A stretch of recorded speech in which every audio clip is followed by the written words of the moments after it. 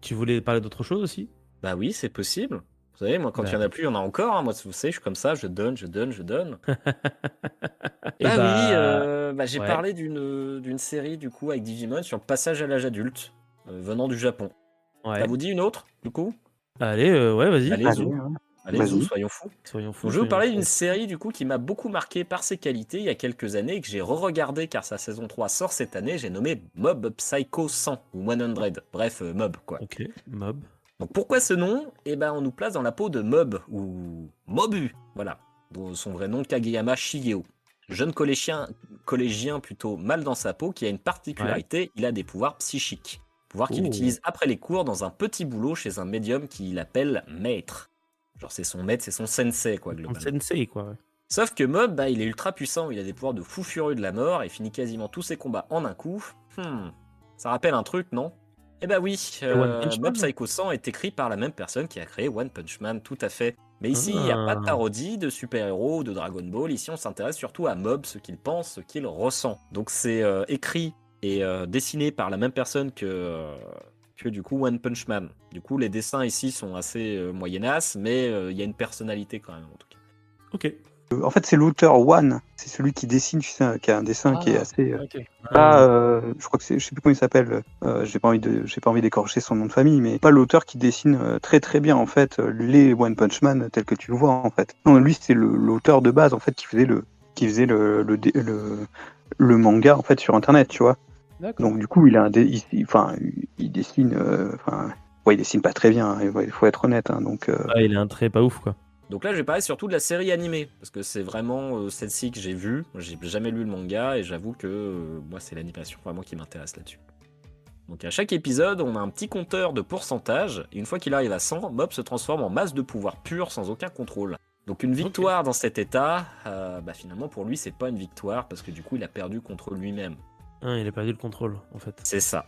Mais bon, pour moi, ce fut une claque. En plus d'une animation exceptionnelle et d'une patte graphique super originale, on est en face d'une série à la fois spectaculaire et intimiste où on suit petit à petit comme notre petit Mob grandit par rapport à ses rencontres. Oui, parce que petit Mob, du coup, il est trop mignon. Hein. Ouais. Donc ici, on a quand même des combats dantesques, des combats impressionnants, mais finalement, les enjeux, c'est plus de savoir comment Mob va réagir et grandir face à ses adversaires que s'il va vaincre. Vous me direz, ouais, mais c'est nul si on sait qu'il va toujours gagner parce qu'il est trop fort. La force est de constater que non. Voir notre petit Mob mûrir au fur et à mesure de l'aventure, passer d'un garçon passif qui se laisse porter par les autres et par les événements à un adolescent qui veut se dépasser, prendre ses décisions, et bah ça fait du bien. On peut être qu'attendri par ce pré-ado qui lutte de toutes ses forces pour avancer, pour changer.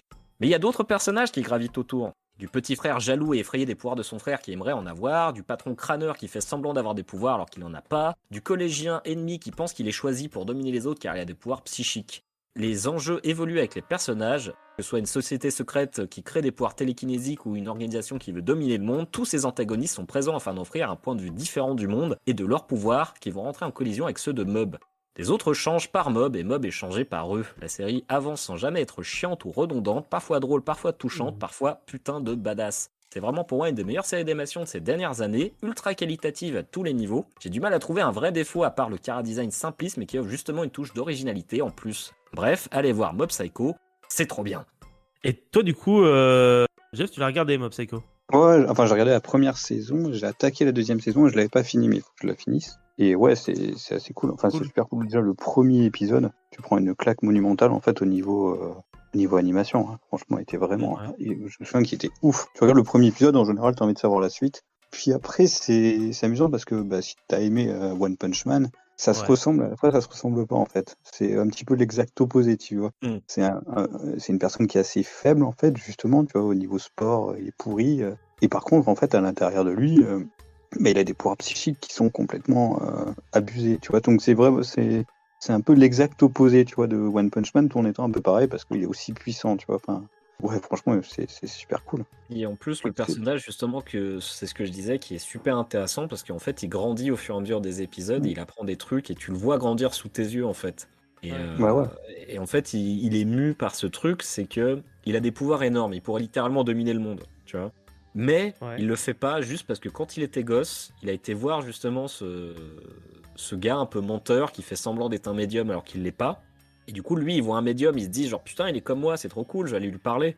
Et du coup, le gars, il vient lui parler, il dit ouais, moi j'ai des pouvoirs et tout, mais comment on fait? Et du coup, l'autre pense que c'est un plaisantin, etc. Mais il va lui dire une phrase qui va vraiment marquer Mob, c'est globalement, mec, tu sais, il y a tout plein de gens sur cette terre qui sont bons dans des trucs. C'est-à-dire, il y a un gars qui court super vite, il y a un gars qui est super bon à la cuisine. Bah toi, t'as des pouvoirs psychiques. Ça fait pas de toi un meilleur humain, ça fait pas de toi un humain supérieur. C'est juste ton talent. Donc en fait, le ouais. but, c'est d'utiliser pour faire le bien.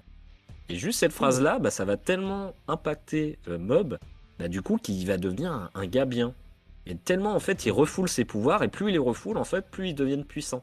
Que C'est globalement, un les peu pouvoirs psychiques, un grand pouvoir implique de grandes responsabilités, mais bah, c'est un peu ça, sauf que lui, il veut pas on est les autrement, utiliser, quoi. par exemple, pour faire du mal aux gens. Que globalement, il aime pas, lui, faire du mal aux gens. Et du coup, Oui, quand il on aime pas l'énerve les trop, comme je utiliser, disais, bah, il devient incontrôlable et Sorte. il leur fait du mal. Et du coup, quand il gagne un combat, bah, pour lui, c'est une défaite parce qu'il a pas envie de se battre. Oui, parce que c'était pas son but à la base. C'est ça. Et du Ok. coup, tu vois, genre, c'est ça qui est super intéressant, c'est que les enjeux, finalement, c'est jamais est-ce que Mob va réussir à le battre, c'est est-ce qu'il va lui faire comprendre à l'autre son point de vue. Est-ce qu'il va réussir à le faire changer. Ouais, c'est au travers du dialogue en fait que le vrai et de la C'est paix ça. intérieure que le vrai combat se joue en fait. Et c'est surtout, en fait, à chaque fois, il combat contre des gens qui pensent que le pouvoir fait tout, et que parce qu'ils ont des pouvoirs psychiques, ils sont destinés à dominer le monde. À Ouais. côté, t'as Mob Psycho qui est 1000 fois plus puissant qu'eux, qui leur dit, bah non. Du coup, tous, ils comprennent pas, ils disent, mais genre, par exemple, je sais pas, à un moment, il fait une course. Ouais. Et tu vois, lui, il veut gagner cette course, parce qu'il s'est promis un truc, il veut gagner cette course. Sauf que tout le monde lui dit, bah utilise tes pouvoirs, t'es con. Il fait, bah non. Non, moi j'ai envie de la gagner comme il faut. Donc évidemment, s'il utilisait ses pouvoirs, il pourrait gagner. Mais non, lui justement, il veut gagner à la loyale. Et c'est pas son C'est but, ça qui ouais. est super intéressant, c'est que finalement, les choses les plus intéressantes que Mob fait, c'est pas utiliser ses pouvoirs pour faire des trucs. C'est justement, voir à quel point il lutte de toutes ses forces. C'est-à-dire, par exemple, il rentre dans un club de culturisme. Mhm. Tu le vois courir, tu le vois courir, tu vois quoi. Il est super faible, hein. Et tu vois, il abandonne pas. Et du coup, tu vois, sa plus grande force, c'est pas ses pouvoirs psychiques qui font qu'il pourrait dominer le monde. C'est juste qu'il veuille changer sans les utiliser. Qu'il veuille devenir un meilleur être humain sans ça. Mm. Et c'est pour ça qu'on est fiers de lui à la fin de la série, putain. Et ça fait plaisir juste d'avoir un personnage, en fait, de qui, tu vois, genre, tu te dis, putain, c'est un bon gamin, tu vois. T'as envie de lui mettre une petite tape sur la tête et tu vois, genre, te Et dire, faire franchement, bien je suis fait le fier de job. toi. Et du coup, Ok. c'est super plaisant. Juste ça, de voir en fait ce gamin qui est mal dans sa peau et qui galère en fait avec lui-même, entre sa culpabilité, entre ses pouvoirs, entre ses responsabilités, et qui essaye juste de s'en sortir en disant je veux devenir le meilleur être humain possible. C'est beau. C'est C'est carrément un beau. bon objectif. Ouais. Tout à fait. Et franchement, les épisodes en plus sont super plaisants à regarder. Je veux dire vraiment, foncez voir Mob Psycho parce que c'est trop bien. Bon, bah, vous l'avez entendu, chers auditeurs, foncez voir Mob Psycho parce que c'est trop bien. Bah, merci Maxime, merci pour tes interventions parmi nous ce soir. Merci beaucoup d'être de retour dans le game pour cette soirée. Ce sera- Maxime m'a remotivé à regarder la suite de Mob Psycho. Je vais franchement, regarder. fait. Ah, Et la saison 3, elle commence très bien en plus, donc franchement, fait. tu sais ce qu'il te reste à faire maintenant. Ouais, Jeff. je sais ce qu'il me reste à faire. D'ailleurs, c'est assez marrant parce qu'il y en a beaucoup qui gueulaient parce qu'apparemment, dans la suite du manga, il y a très peu d'ennemis. Et tu te dis, ouais, mais Mob, ça n'a jamais été par rapport à ses ennemis. C'est le Justement, principe ça. en fait, du coup, ouais. C'est con. Bah, c'est le principe justement, c'est comment Mob arrive à changer, à évoluer. C'est ça qui est beau.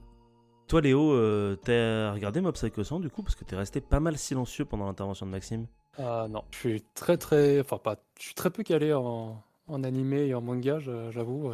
Je ne lis que les plus connus. Ouais. Et Je connais pas. donc j'avoue que Après, je vois le titre passer de temps en temps, mais j'avoue que j'ai jamais regardé, puis ça a jamais. Si je sais Mob même pas de Psycho, quoi ça parle. c'est très, enfin, ça reste quand même un truc de niche, pas un truc de niche, mais tu vois, c'est quand même pas le. Quand tu veux rentrer dans les mangas, c'est pas le truc le plus facile.